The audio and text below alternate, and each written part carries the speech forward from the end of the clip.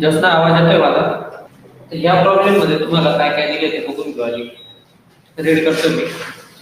अंकिता आवाज येतोय ना? आवाज गायब झाला सांगा चला. Gendlal Hazare Ichalkaranji keeps his books on single entry system. His balance sheet as on 1 April 2015 is as follow.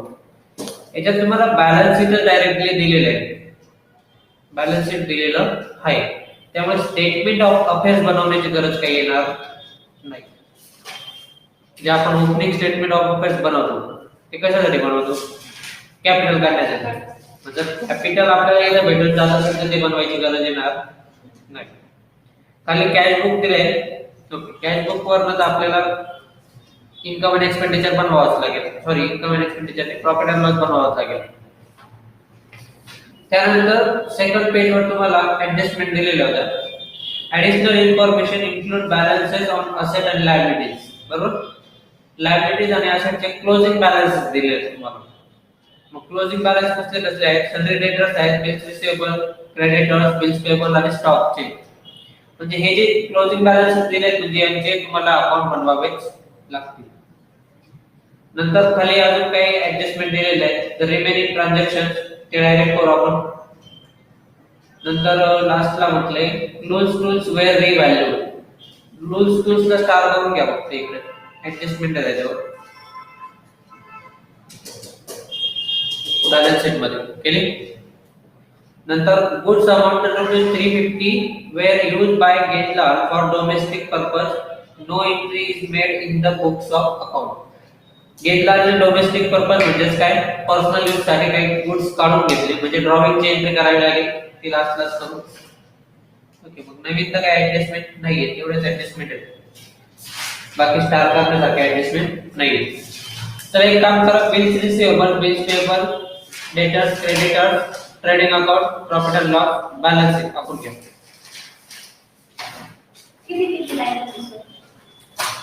किती लाईन एक 8 ओळी कॉमन ठेवा सगळ्यांना.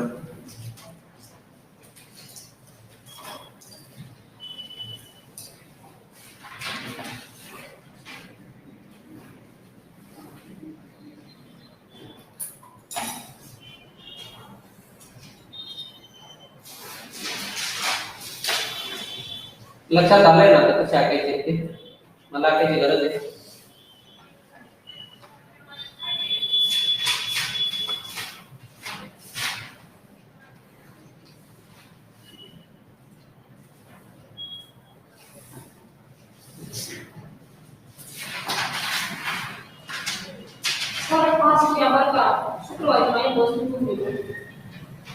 सव्वा 12 झाले का? सांगा मला.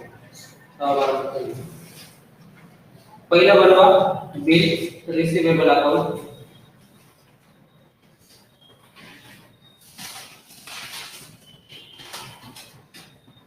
एक आठवडी थोडा झाला. त्याच्याच खाली घ्या डेटर्स अकाउंट. त्याला पण आठवडी थोडा. मग या बिल्स पेबल अकाउंट.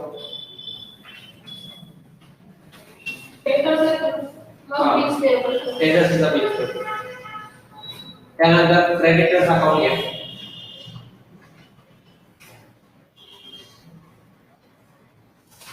क्रेडिटर्स नंतर ट्रेडिंग अकाउंट घेऊन टाका.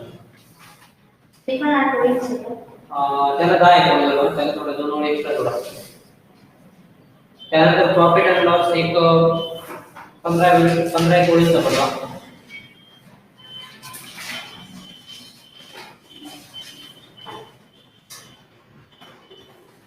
आणि लास्टला बॅलन्स शीट.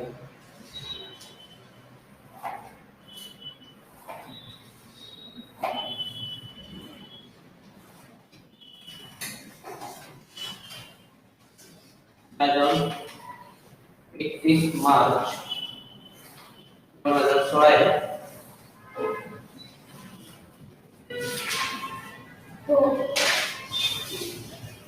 चला आपण झालं की सांगा मला.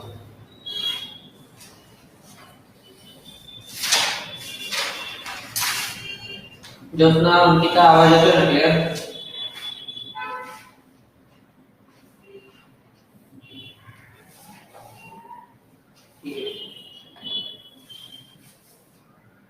थोडं स्पीडली आला.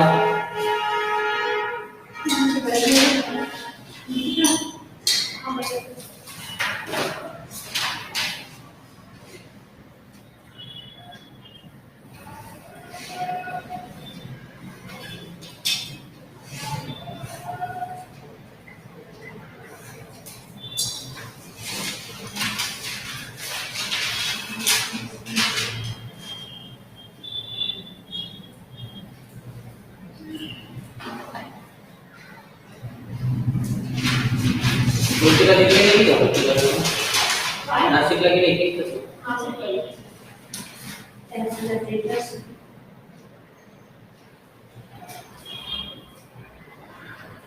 ऑनलाईन क्लास करून काय नाही मस्त पैकी सांगत असतात तुम्हाला फायनल काढा तुमच्या बाटलीमध्ये नाशिक जायची काही नव्हती करायला पाहिजे. लॉकडाऊन मध्ये सवय पडून गेली असेल तर तिकडे राहायची. जे गावाकडे असतात क्लास तुम्ही पण नाशिक गेलो होतो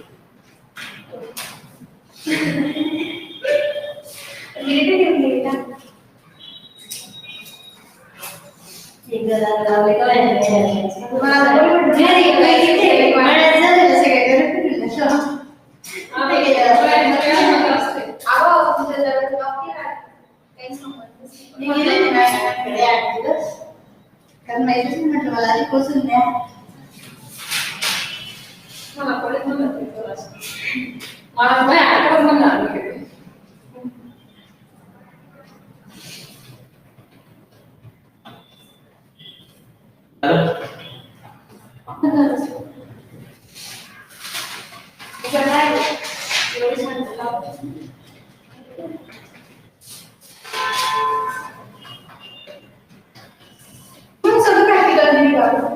फर्स्ट वन दिले फर्स्ट वन से कर साल बना दिया नहीं हम चार सारे टोटल चार हमारे एक सब्जेक्ट सारे सारे 12 मुझे 3 एमपी फिर टैक्स तसं नाही आपल्याला मग विषय चेंज करून दे मला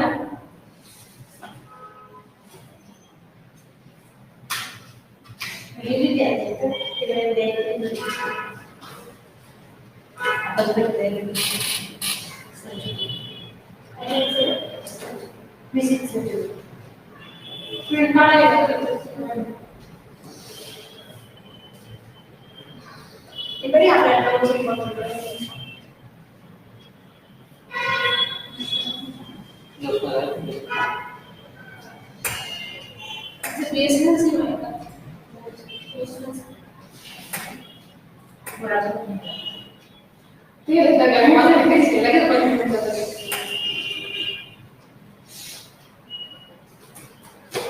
तर झालं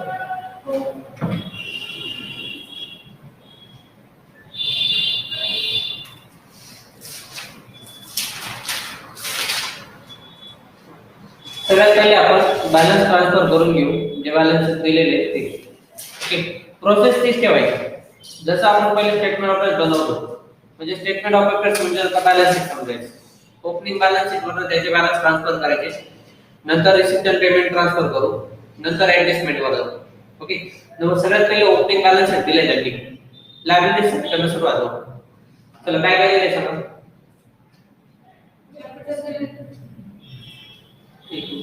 College corona.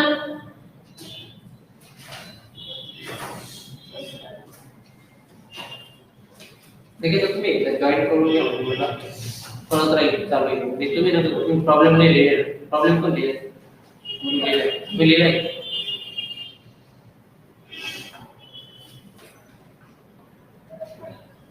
जसं झालंय का इथपर्यंत आपण झालंय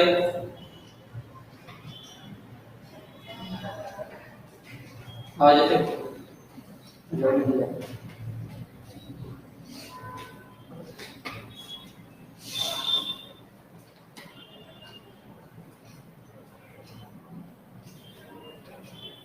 येतो.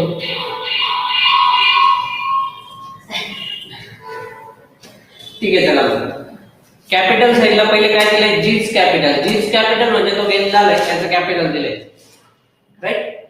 मग एक काम करा, बॅलन्स शीटच्या लायबिलिटीजला लिहा डायरेक्ट. बॅलन्स शीटच्या लायबिलिटीजला लिहा कॅपिटल, पण इनर कॉलमला लिहा, बाहेर नका घेऊ. किती दिलंय, 14,850 अमाउंट लिहा.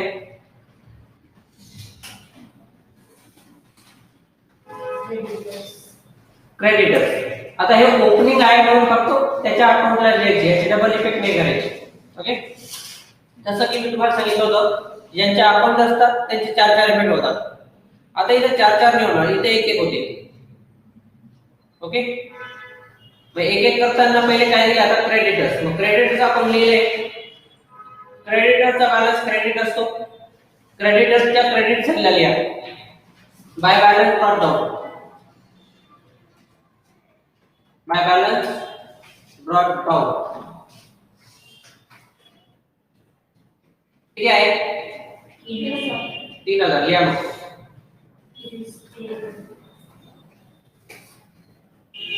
नंतर काय, bills payable. Bills payable account बनवलंय, बिल्स पेबलचा बॅलन्स पण क्रेडिट असतो. क्रेडिट साईडला लिहा बाय बॅलन्स ब्रॉट डाउन.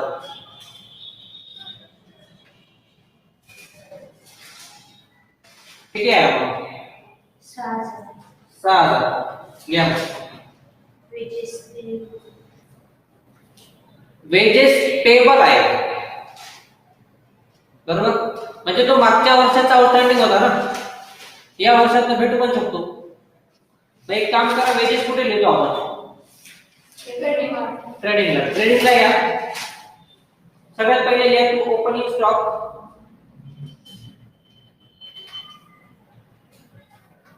या जागा रिझर्व असतो तर घ्यायच्या जागेवर दुसरं कोण नाही यायला पाहिजे.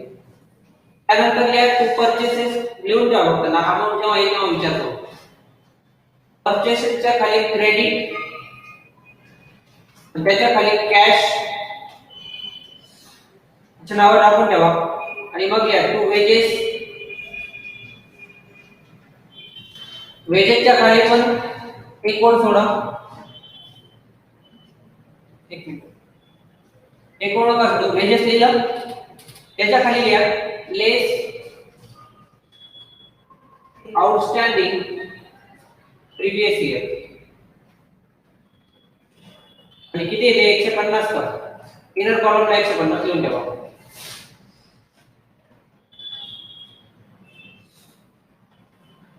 लिहिलं, ओपनिंग स्टॉक, परचेसेस, परचेसेस मध्ये क्रेडिट आणि कॅश, आणि त्यानंतर वेजेस. वेजेस मध्ये पण इनर कॉलमला खाली लिहा दुसऱ्या ओळीत लेस आउटस्टँडिंग प्रीवियस इयर. मागच्या वर्षाचे लेस करायचे, करंट इयरचे ऍड करायचे, माहिती ना. Okay, next. आता झालं लायबिलिटी साइड. असेट साइडला या, काय काय दिले, कॅश. एक काम करा, किती देईल, 2250 आहे. खाली कॅश बुक मध्ये बॅलन्स ब्रॉट डाउन किती, दोघं पडून टाका पैसे.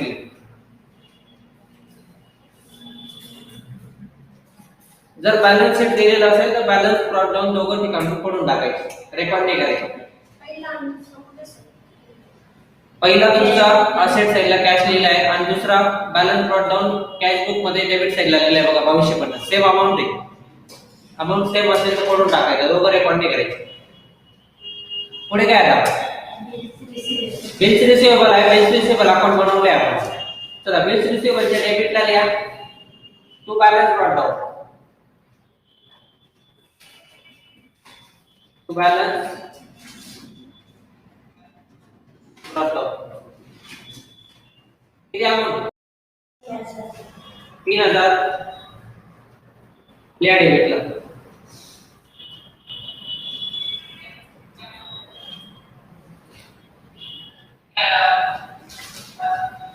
आवाज आहे पुढे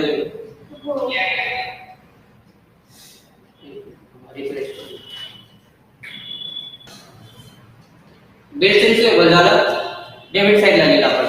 त्याच्यानंतर काय, डेटर्स पण डेटर्सच्या डेबिट साइडला घ्या.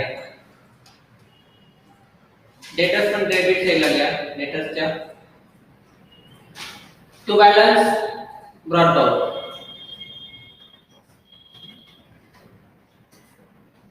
किती आहे 12 नक्की 3750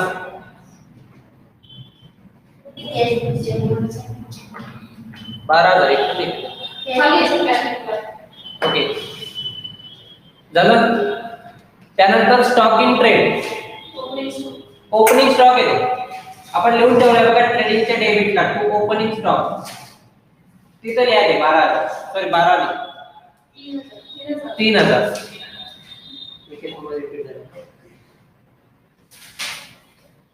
3,000 रुपये ओपनिंग स्टॉक म्हणून लिहा.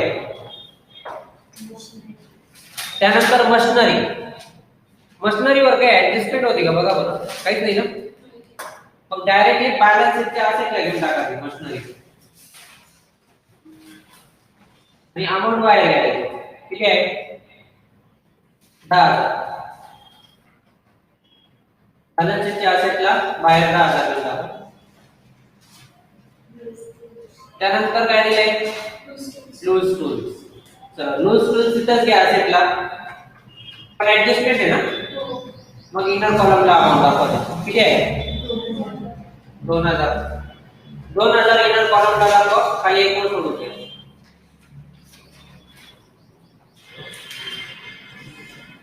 तर बॅलन्स शीट रेकॉर्ड झालंय पूर्ण बॅलन्स शीट पूर्णपणे रेकॉर्ड झालं इथपर्यंत सगळ्यांचं झालंय. इकडे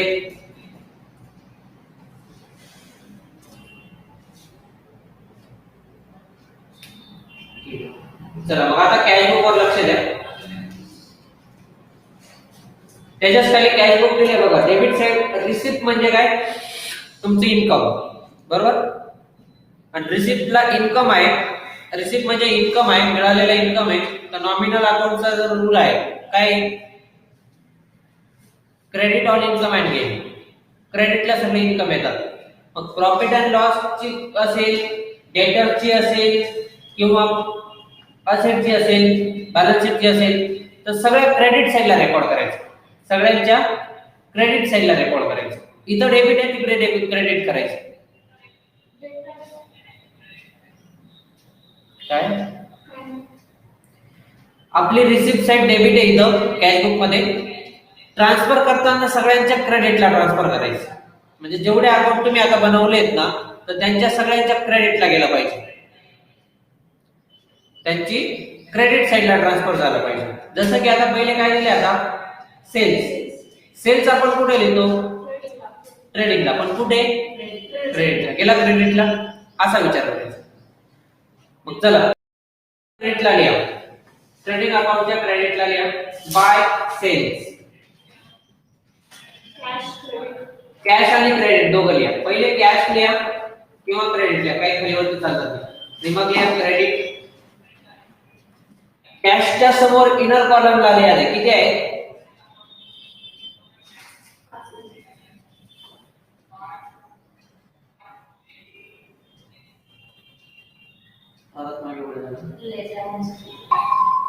चला मग पुढे लक्ष द्या.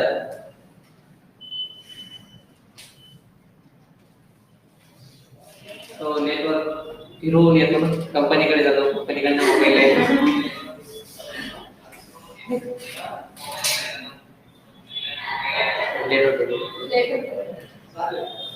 ठीक आहे सर लक्ष द्या. सेल्स लिहिला त्याच्यानंतर आता काय डेटर्स पण डेटर्स अकाउंट आपण बनवून ठेवलंय बघा पण डेटर्स अकाउंटच्या क्रेडिटला आहे तिथे लिहा बाय कॅश अकाउंट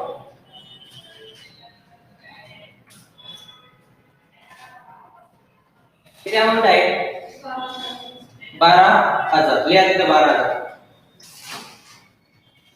डेटर्सच्या क्रेडिट. त्यानंतर बिल्स रिसिवेबल आहे बिल्स रिसिवेबलच्या पण क्रेडिटला लिहा बाय कॅश अकाउंट नावाने.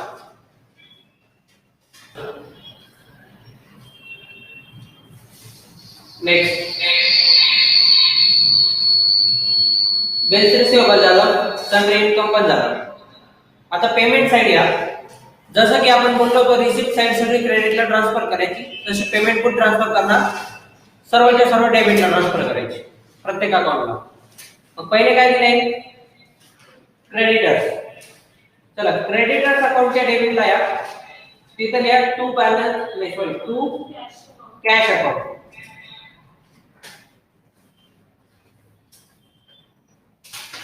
$5,250.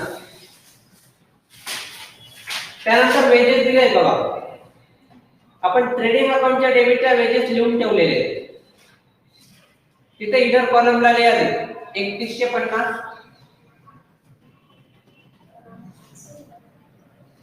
आणि त्या 3150 मधून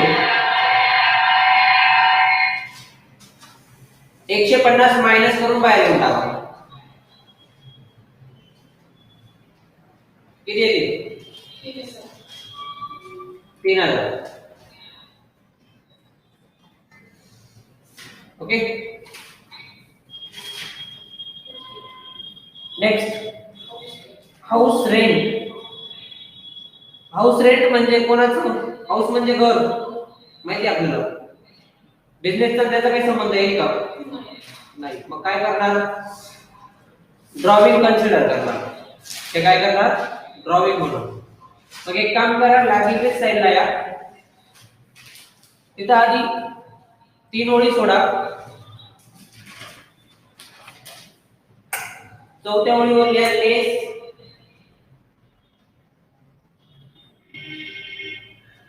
ड्रॉविंग आणि इतर कॉलमला 1650 लिहून ठेवा. कॅपिटल मधून लेस ड्रॉविंग 1650 लक्षात राहील. नंतर त्याच्या खाली ब्रॅकेट मध्ये लिहून घ्या हाऊस रेंट. कुठून आलं ते ड्रॉविंग ते पण लक्षात आलं पाहिजे. ब्रॅकेट मध्ये लिहून घ्या वाटल्यास हाऊस रेंट.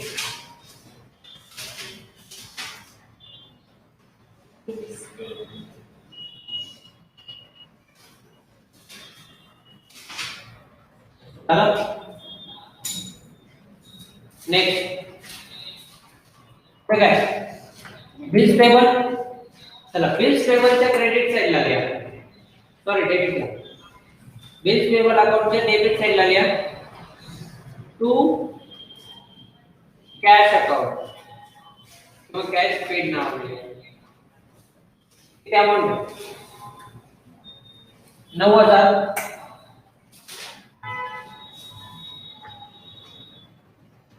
बिल्स पेबल झालं. त्यानंतर काय दिले? फ्रेट. फ्रेट काय असतं माहिती?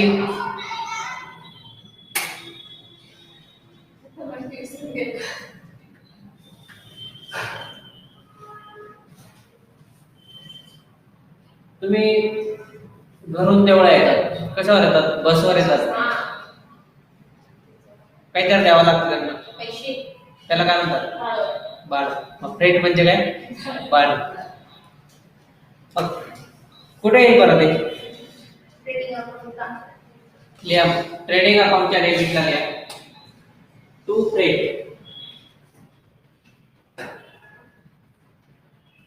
किती? 1200. आणि फ्रेटच्या ऐवजी ट्रॅव्हलिंग एक्सपेन्सेस राहिले असता मग प्रॉफिट अँड लॉस आहे. बरोबर. नेक्स्ट ऑफिस रेट कुठे गेला? चला प्रॉफिट अँड लॉसच्या डेबिटला या टू ऑफिस रेट.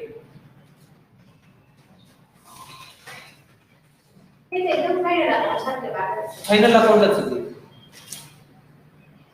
नंतर हिस्ट्री बनते की सबला बच्चे देतो नाही.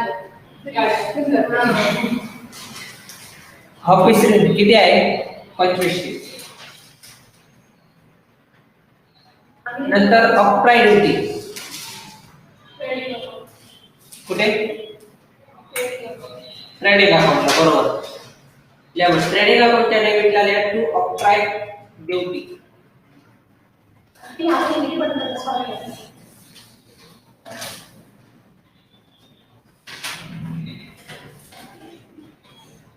किती अपराईड ड्युटी?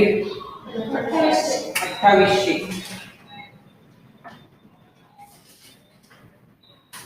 नंतर फॅक्टरी रेट फॅक्टरी रेंट कुठे आहे? ट्रेडिंगला. ते पण ट्रेडिंगलाच आहे. लिहा मग.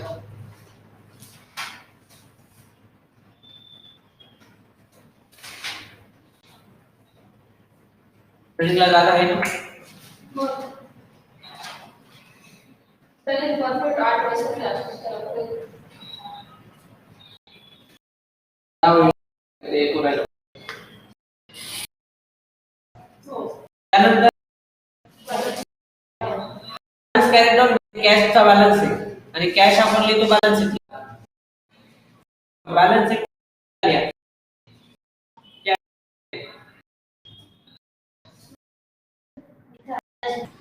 मी आधी ना उठलो की पहिले स्टेटस टाकून द्यायचं व्हॉट्सअपला. आता बंद करून दिलं. हां सर ती म्हणजे आणि वास्तव त्याचा पण प्रॉब्लेम असा झाला एक वयच्या बॅचमध्ये स्टेट या वर्षीच स्टेटस टाकून द्यायचो. एक दोन मुली बोलल्या सर तुम्ही एवढे 3 वाजता स्टेटस टाकून देतात म्हणून. त्यांच्यामध्येच काहीतरी प्रॉब्लेम झाला. नंतर मग त्यांचे भांडण झालं असेल, ते पर्सनल असेल काही. एवढं 3 वाजेपर्यंत जागे का आज? म्हटलं माझ्यामुळे तुला ना प्रॉब्लेमच जातो. स्टेटस आणि ऍक्च्युअली ते सकाळी उठल्या व्हॉट्सअपवर जाणं पण चुकीचं आहे. त्याच्यात आपली मेंटॅलिटी पण खराब होऊन जाते. ते शेवटी सोशल मीडिया आहे. सोशल मीडियामध्ये आपण जे बघतो चालतो त्याच्यानुसारच चालतो. सकाळी सकाळी ना कमीत कमी उठल्यानंतर 1 तास तरी व्हॉट्सअपला हात नाही लावायचा. मी नाही करत 1 तास. मी 8 वाजता उठते. सकाळी मी नेट ऑन करून देतो, पण 9 वाजेपर्यंत जोपर्यंत क्लासला येत नाही तोपर्यंत व्हॉट्सअप ओपन नाही होत. मी 5:30 उठते का सकाळी 7 ला मोबाईल आणि उशिरा झोपली ना 10 ला मोबाईल बघते. झालं? जातोय. लेट जातोय पण. कॅश बुक पण ट्रान्सफर झाले आपलं. बॅलन्स कॅरेट डाऊन कुठे घेतला? बॅलन्स शीटच्या असेटला. कॅश इन हँड या नावाला.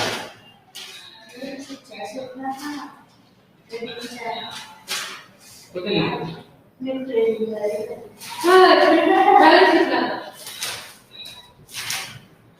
मी ॲडिशनल इन्फॉर्मेशन जाईल. आज सव्वा 12 वाजले 5 मिनिटांची 16 मिनिटं.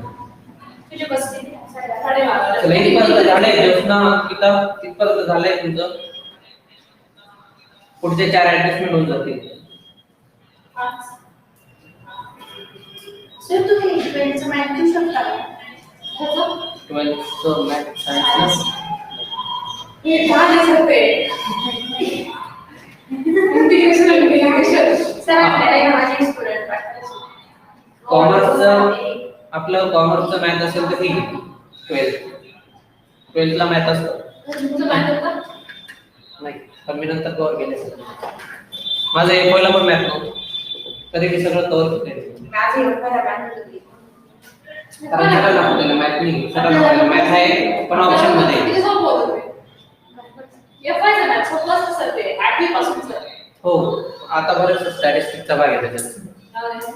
मॅथ आता फक्त सिंपल आहे. प्लस कंपोनेंट सोडलं तर बाकी सगळं स्टॅटिस्टिक्सचा भाग आहे. हा सिंपल आहे. फॉर्म्युला जास्त होतं. रूल आता पण आहे, पण रिसर्च मधलं सगळं आहे.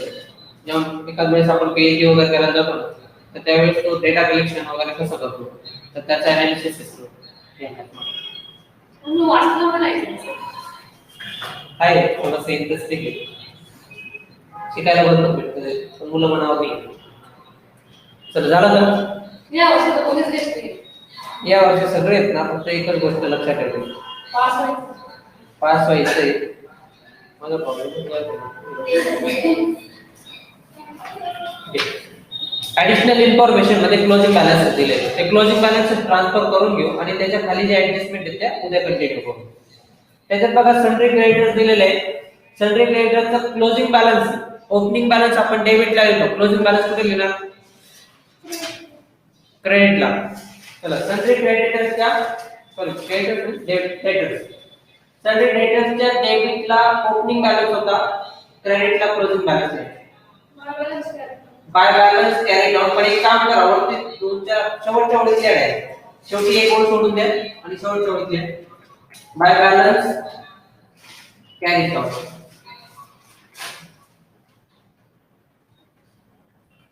अमाऊंट किती? 6,000 रुपये लिहा. आता हा क्लोजिंग बॅलन्स आहे, म्हणजे असेटला पण तो बॅलन्स असेल नाही. याचे दोन इफेक्ट व्हायला पाहिजे. याचे दोन इफेक्ट व्हायला पाहिजे. याचा दुसरा इफेक्ट बॅलन्स शीटच्या असेटला लिहा. डेटर्स नाव आहे. डायरेक्टली बाहेर 6,000 रुपये घेऊन टाका.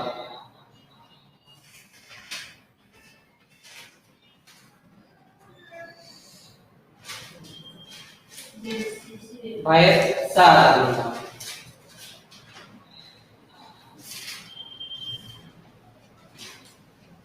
झालं? दोन इफेक्ट झाले त्याचे. डेटरच्या क्रेडिटला आणि असेटच्या डेबिटला. असेट डेबिटला असतो. त्याच्यानंतर काय दिले? Bills receivable. चला, बिल्स रिसिवेबलचा पण क्लोजिंग बॅलन्स आहे, म्हणजे तो क्रेडिटला लिहा. तो पण शेवटी लिहा बाय बॅलन्स कॅरी डाऊन. किती अमाउंट आहे? 6,750. त्याचा पण दुसरा इफेक्ट कुठे करणार? असेटला. लिहा तिथं बिल्स रिसिवेबल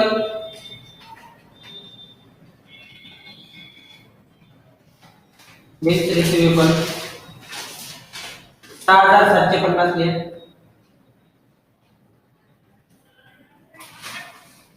नंतर आहे सन्ड्री क्रेडिटर. सन्ड्री क्रेडिटरचा ओपनिंग बॅलन्स क्रेडिटला असतो, तो क्लोजिंग बॅलन्स कुठे असेल?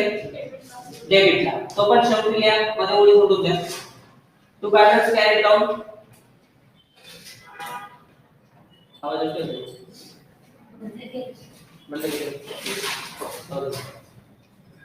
बॅलन्स कॅरी डाऊन किती आहे? 3,750.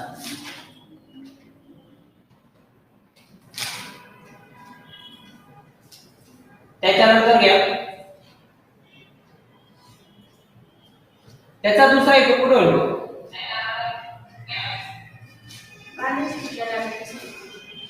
बॅलन्स शीटच्या लायबिलिटीज.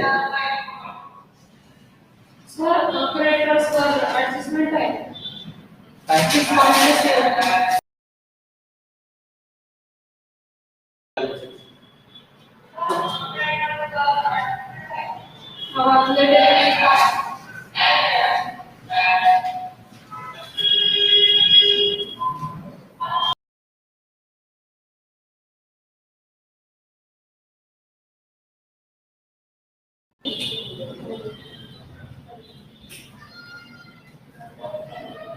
सन्ड्री क्रेडिटचा बॅलन्स आपल्याला टाकावा लागेल.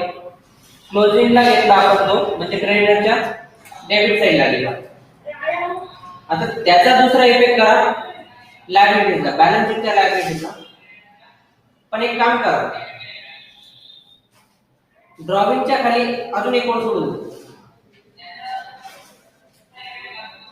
किंवा दोन ओळी सोडून द्या. खाली लिहा क्रेडिटर्स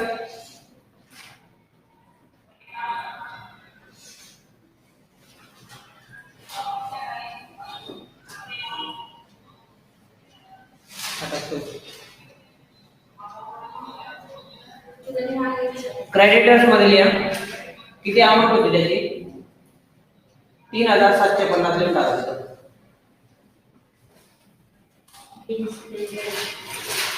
बिल्स पेपर पण ऍज इट इज, जसं बॅलन्स ओपनिंगला होता तसा क्लोजिंग बॅलन्स डेबिटला लिहा. To balance carry down.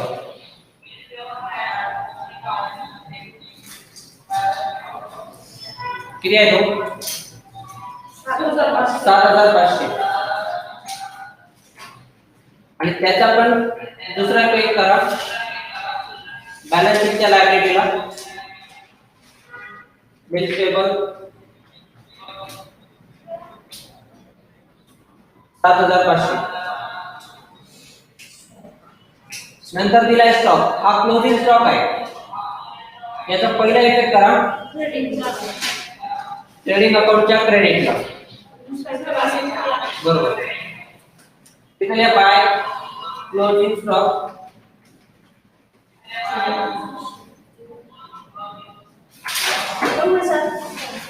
किती आहे 4500 झालं.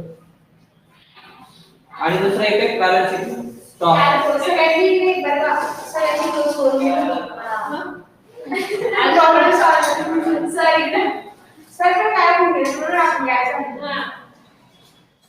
चला इथपर्यंत राहू द्या, बाकी उद्या कंटिन्यू करू.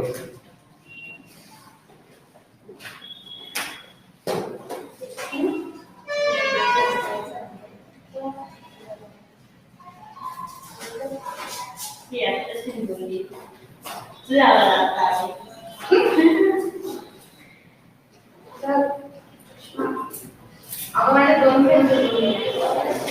एक लक्ष्मी आणि दोन एक क्लास कोणाला